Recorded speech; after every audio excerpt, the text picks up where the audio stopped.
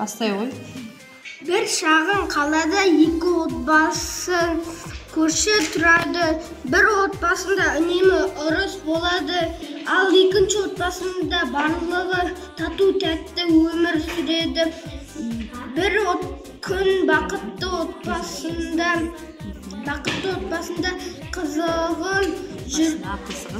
қызығып жүрген екінші үйдің баласы оларды қалай бақытты тыным өмір сүріп жатқанын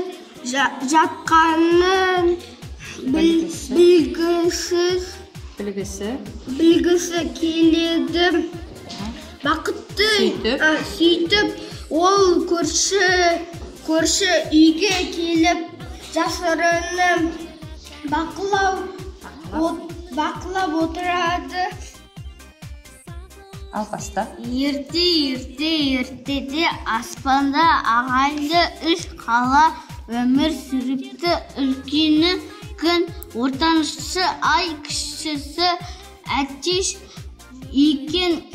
Күн жерде тіршілік ететін адамдарға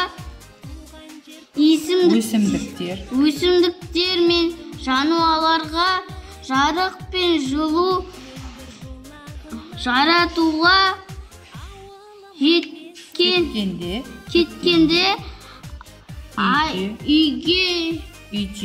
үйдегі кіші інілері ай мен әтеш үнемі келіспей қала береді екен.